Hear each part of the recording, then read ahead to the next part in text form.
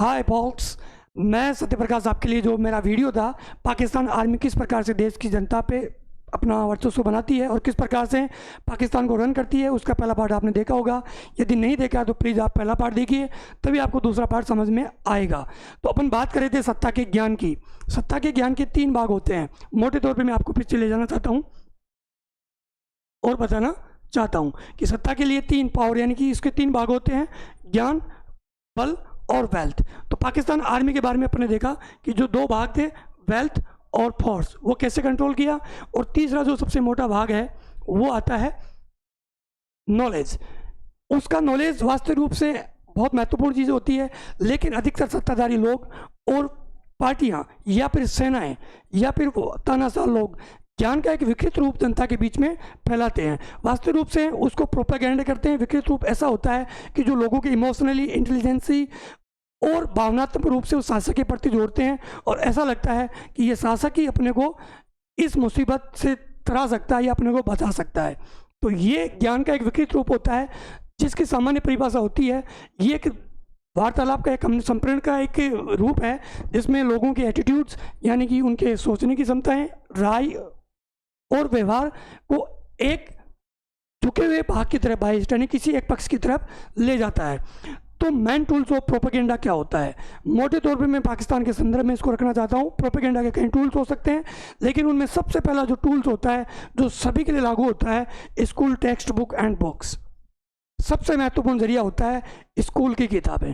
कोई भी सत्ताधारी लोग अपने विचारों को उस देश की जनता में थोपना चाहता है तो उसका सबसे अच्छा माध्यम होता है स्कूल की टेक्स्ट बुक्स।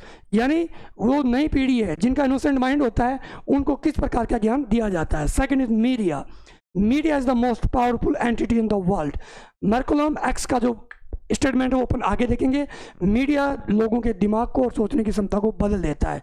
तो पॉलिटिशियंस और तानाशाह लोग इसका सबसे ज़्यादा अच्छे से उपयोग करना जानते हैं। रिलीजन भी लोगों की भावना से जुड़ा होता है और कई सरकारें और लोग, आर्मी चीफ्स और रिलीजन के प्रमुख अपने फायदे के लिए, अपने वर्चस्व के लिए रिलीजन का सबसे ज़्यादा मिसलीडिंग रूप यूज करते हैं। तो आइए सबसे पहले अपन प्रोपेगेंडा को समझने के लिए मैं आपको इतिहास में ले जाना चाहता हूं और 2 घटनाओं से समझना चाहता हूं कि प्रोपेगेंडा का जो रूप है वो किस प्रकार से काम करता है। हिटलर के जो मैंने स्टेटमेंट है, प्रोपेगेंडा कैसे काम करता है इसको समझेंगे और पाकिस्तान आर्मी इसको कैसे यूज करती है। सबसे पहले अपन हिटलर के लिए जाते हैं, जो नाजी विचारधारा को बढ़ाने वाला था। उसकी सबसे जो प्रोपेगेंडा का कोर एजेंडा था वो था एंटी सेमिटिज्म, यानी यहूदियों के खिलाफ। एंटीसेमिटिज्म, यहूदी जो मतावली हैं उनके खिलाफ धारणा थी और ये हिटलर की प्रोपेगेंडा का कोर भाग था। तो मैं यहाँ पे कुछ आपको कैरिकेचर्स और फोटोज दिखाना चाहता हूँ जो उस समय हिटलर के द्वारा यूज की गई थी। इसमें ये पहली फोटो है जो कि उस समय तत्कालीन स्कूल टेक्स्ट बुक में लिखी गई थी और बुक्स जारी की गई थी। उसमें यहूदी को धन के ऊपर बिठाया गया है, यानी यहूदी लोगों को इस प्रकार से दिखाया गया कि वो केवल धन के पीछे जाते हैं, उनका मेन ऑब्जेक्ट धन ही होता है, वो किसी के सगे नहीं होते, वो बहुत ही अनफेथफुल पर्सन्स हैं। सेकंड, ये बुक काफ़ी फेमस हुई जिसमें आप जानते हैं मशरूम, यानी कि जो मशरूम होती है, आपने बारिश के दिनों में देखी होगी, यहूदियों को पॉइजनस मशरूम की तरह दिखाया गया है। यानी यहूदी हैं वो एक जहरीले मशरूम की तरह जिनको उपाड़ना, फेंकना, ख़त्म करना ज़रूरी होता है। यहाँ पर एक स्कूल का ये चित्र है जो कि वहाँ के इस समय अखबार का एक कार्टन है, जहाँ पे एक बच्चे को ही बताया जा रहा है और टीचर खड़ा है। बच्चा ये बता रहा है कि यहूदी लोगों की जो नाक होती है वो 6 जैसे मुड़ी होती है। यानी यहूदी जो हिटलर की आर्यन थ्योरी थी उसके अनुसार फिट नहीं बनते हैं और नीची और लोअर रेस होती है। तो यहाँ पर बच्चा बताना चाह रहा है कि यहूदियों की नाक 6 की तरह होती है। ये एडम का स्टार है, उनके कानों को चौड़ा और एक बद्धा रूप में दिखाने का प्रयास किया गया है। इसके अलावा यहाँ पर ये आम लोगों के लिए भी बुक जारी की गई जिसमें दिखाया गया यहूदियों के पास में धन है, लेकिन आप यहूदियों के तलवे मत चाटिए, उनसे नफरत कीजिए। इसका परिणाम क्या हुआ? इसका परिणाम बहुत कुछ समय में ये हुआ कि यहूदियों के प्रति छोटे छोटे बच्चे जो कि 6, 7, 8, 10 साल के थे, वो बच्चे भी यहूदियों को देखकर पत्थर मारते थे और पूरी जर्मनी के अंदर यहूदियों के खिलाफ लोगों में जहर भर गया और जब 60 लाख से भी ज़्यादा यहूदियों को कंसंट्रेशन कैंप में होलोकास्ट के द्वारा मारा गया तो लोगों ने उसको जश्न के रूप में लिया। तो ये होता है ज्ञान का एक स्वरूप जिसमें किस प्रकार से समाज सोसाइटी की धारणा को बदल दिया जाता है। अब प्रोपेगेंडा का दूसरा रूप अपन देखते हैं। वर्तमान में एक हर्मिट यानी कि डूमड़ होती है टर्माइट्स की यानी कि दीमक की, उसके जैसा देश है जिसका नाम है नॉर्थ कोरिया। नॉर्थ कोरिया की जो किम फैमिली है वो 1957 से देश के ऊपर राज कर रही है और वहाँ के लोगों को ये विश्वास दिलाने का काम करता है किम फैमिलीज प्रोपेगेंडा के थ्रू कि वो उनका रियल फादर यानी कि मसीहा है। तो यहाँ पर इसके अंदर Kim Jong Un similar to his father grandfather यानी उसके पिता और उसके भी पिता यानी उसके दादा ने एक विचारधारा की जूचे आइडियोलॉजी क्या होता है कि देश में सिर्फ एक शासक होना चाहिए और सेल्फ रिलायंस होना चाहिए यानी आत्मनिर्भर होना चाहिए, बाहर के देशों पे निर्भर नहीं होना चाहिए। तो वो लोगों को सेल्फ रिलायंस बनाने के चक्कर में वहाँ पे एक लंबे समय तक राज करते हैं और प्रोपेगेंडा चलाते हैं।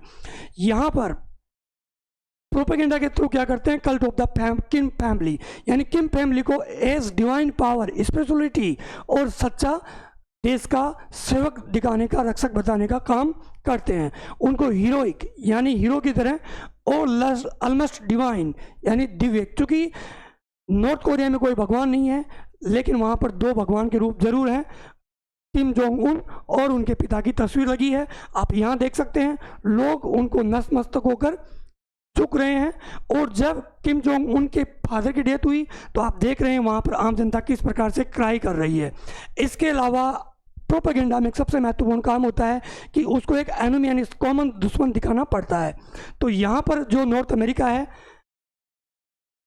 अमेरिका को सबसे बड़ा दुश्मन और दुनिया को तहस करने वाला देश के रूप में बताया जाता है। तो ये चीज़ों के बाद में अपन देखते हैं, ये कुछ फोटोज है जो वहाँ पे मीडिया के अंदर और टेक्स्ट बुक के अंदर यूज की जाती है। ये एक फोटो जिसमें अमेरिकन सैनिक्स को एटॉमिक बॉम्ब वाला दिखाया गया है और एक नॉर्थ अमेरिकन लड़की के दांत खींचते हुए दिखाए गए यानी अत्याचारी और काफ़ी जल्लाद के रूप में अमेरिकन सैनिकों को प्रदर्शित किया गया है। यहाँ पे इनको किम फैमिली के मेंबर्स को एज ए डिवाइन पावर के रूप में शो किया गया है। ये रियल फादर बताया गया है किम जोंग उन के पिता को।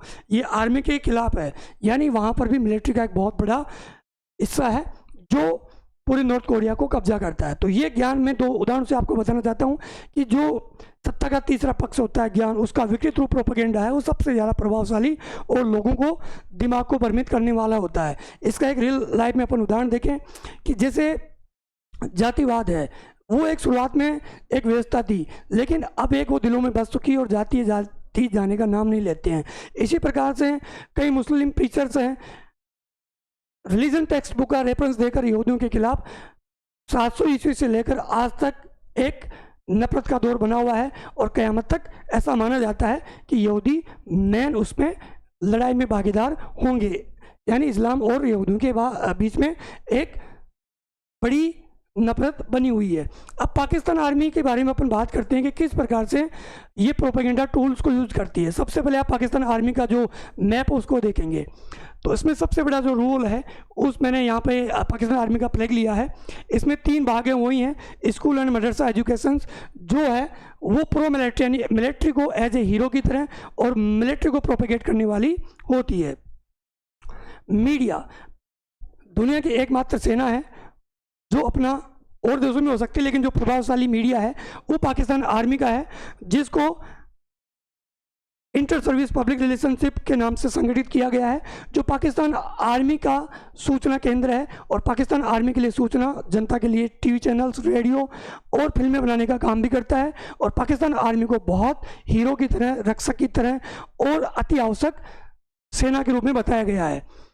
और इस्लाम का भी यूज यानी रिलीजन का यूज भी पाकिस्तान आर्मी अपने फायदे के लिए करता है, जिसमें उसकी पॉलिसी में टेररिज्म, जिहाद एंड गजवा हिंद जो आइडियोलॉजीज हैं वो परोसने का काम करती है। तो ये 3 मेन फैक्टर हो गए हैं। यहाँ पर मैं मॉक कॉलम एक्स जो अफ्रीकन ब्लैक थे उनका जो स्टेटमेंट है मीडिया के बारे में वो जरूर पढ़ना चाहूँगा।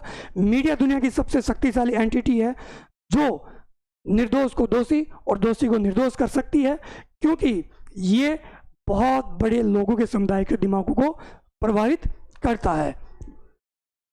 तो ये 3 टूल्स हैं। सबसे पहले अपन बात करते हैं स्कूल एजुकेशन को पाकिस्तान आर्मी किस प्रकार से प्रो आर्मिक और यूज़ करती है। देखिए, मैं यहाँ पे USCISR की जो रिपोर्ट है अमेरिकन एजेंसी की, जो कि विश्व में रिलीजन फ्रीडम के बारे में बात करती है, उसकी रिपोर्ट का स्टेटमेंट लेना चाहता हूँ।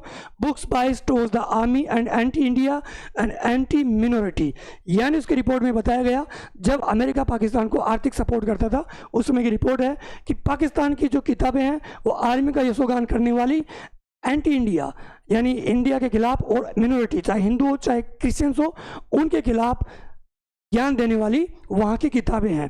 ये एक बच्चा है, उसकी ये फोटो भी यहाँ पे बताई गई है, और यहाँ पे आर्मी का जो फ्लैग है, पाकिस्तान का फ्लैग है, उसको शो करके यहाँ पर उसको एज ए नेशनलाइज करने का, राष्ट्रवाद को बढ़ावा और आर्मी को बढ़ावा देने का काम करता है। पाकिस्तान का जो ज्ञान है मुख्य रूप से, चूँकि पाकिस्तान एक हार्डलाइनर सुन्नी, जिसमें देवबंदी जो विचारधारा सबसे ज़्यादा है, वहाँ के लोगों का वर्चस्व ज़्यादा है, और जो एजुकेशन है वो इस्लाम और हदीतों के आसपास ही, कुरान और हदीत के आसपास ही घूमता है, तो वो ज्ञान उसी प्रकार से हैं। इसके अलावा टेक्स्ट बुक्स हैं, वो जिहादी आइडियोलॉजी को प्रोपेगेट करती है। पाकिस्तान आर्मी की इमेज को एज ए पेट्रोलिक, सबसे देशभक्त और रक्षक के रूप में बताता है। प्रोमोटिंग नेशनलिज्म, राष्ट्रवाद को बढ़ाता है। यानी ये सब चीज़ें वहाँ के छोटे बच्चों के नेशनल माइंड में ये साबित करती है कि पाकिस्तान आर्मी देश के लिए बहुत ज़रूरी है और सच्ची रक्षक है। इसके अलावा उनके किताबों के अंदर anti India, anti Hindus, anti juice ideology भी स्कूल्स में बताई जाती है। पाकिस्तान में बच्चों में भारत के प्रति नफरत और एक सातिर और दुश्मन देश के रूप में भारत को बताया जाता है। इसके अलावा हिंदूज, ज्यूज और क्रिश्चियंस के खिलाफ भी वहाँ पे टेक्स्ट बुक्स में है। Second, media, where media, social media and radio sing melody of an army that never won a war. यानी पाकिस्तान का जो मीडिया है, रेडियो है, सोशल मीडिया है, एक ऐसी आर्मी का हमेशा गाना और यशोगान करते हैं जिसने कभी युद्ध नहीं लड़ा। हालांकि पाकिस्तान आर्मी का जो नेशनल टारगेट है वॉर है, इंडस्ट्रीज है वॉर है, लेकिन पाकिस्तान आर्मी आज तक कोई युद्ध मोटे तौर पे जीत नहीं पाई है, फिर भी उस प्रकार से उसका यूज़ किया जाता है।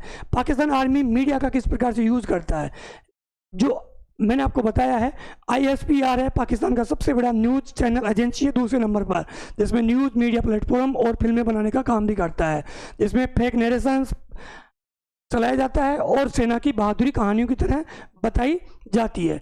इसके अलावा वहाँ के यूथ को, जो एनर्जेटिक और किसी देश की सबसे मेन शक्ति होती है, उन यूथ को पाकिस्तान आर्मी की तरफ ले जाने के लिए पाकिस्तान आर्मी ने कई सारी फिल्में भी बनाई है, जो पाकिस्तान आर्मी को हीरो, युवाओं को बचाने वाला और युवाओं को सही दिशा में ले जाने वाला है। इसमें एक बहुत ही फेमस फिल्म है सुनहरे दिन।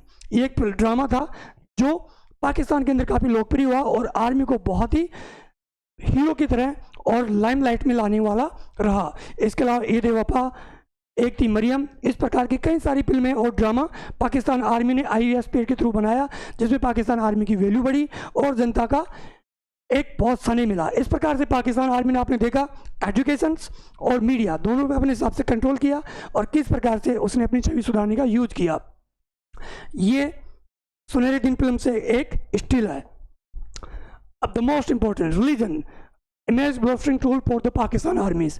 चूँकि पाकिस्तान आर्मी की छवि समय समय पे खराब होती रहती है, जैसा मैंने आपको बताया, कई बार चुनाव में घपला, तो कई बार भ्रष्टाचार के आरोप, तो कई बार धन का गलत उपयोग करने का आरोप लगते रहे हैं। तो पाकिस्तान आर्मी जो सबसे मेन वेपन होता है रिलीजन, उसका सहारा लेती है। जैसा मैंने आपको बताया, पाकिस्तान के अंदर दुनिया के सबसे ज़्यादा मदरसा हैं, और मैं एक रिपोर्ट बताना चाहता हूँ। एक मदरसे से 10 लाख कुरान हाफिज का मतलब होता है जिसने कुरान का रट्टा मार लिया है, याद कर लिया, मेमोराइज कर लिया है, वो एक मदरसे से निकले हैं। यानी पाकिस्तान के अंदर बहुत ज़्यादा रिलीजियस स्टडी करवाई जाती है। तो यहाँ पर अभी जो युद्ध हुआ है, उस युद्ध में पाकिस्तान आर्मी ने किस प्रकार से धर्म का यूज किया है, वो मैंने कुछ स्टिल्स यहाँ से लिए गए हैं। यहाँ पर जो ISPR है, उसका जो मुख्य होता है वो डायरेक्टर जनरल होता है, वो भी आर्मी से लेफ्टिनेंट जनरल के इक्वल होता है, जो अहमद शरीफ है। उन्होंने स्टेटमेंट दिया, जिहाद is the part of our military training and operations. यानी जिहाद हमारी मिलिट्री का एक भाग है और वो हमारे आर्मी के दिलों में बसता है, जिहाद। The second, the Pakistan army is the army of अल्लाह।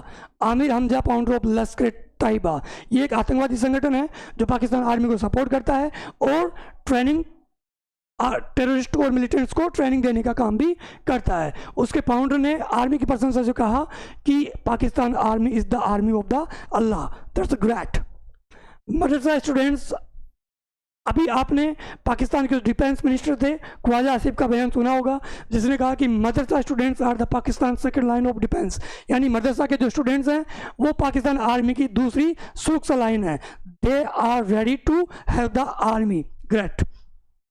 अभी एक और महत्वपूर्ण बात है, जो पाकिस्तान आर्मी ने भारत के ऑपरेशन सिंदूर के खिलाफ में ऑपरेशन चलाया था, उसका नाम दिया गया बुनियान उल मसरूम, जो कि कुरानिक टेक्स्ट है, जो कुरान से लिया गया है। और प्रॉफेट रसूल अल्लाह उस समय यूज़ करते थे जब उनको जिहाद या किसी के खिलाफ लड़ाई करनी होती थी, और अपने सैनिकों को कहते थे बुन उल मजरूम, यानी कि शीशे और फौलाद की दीवार जो कभी हारती नहीं, जिसको कोई भेद नहीं सकता है।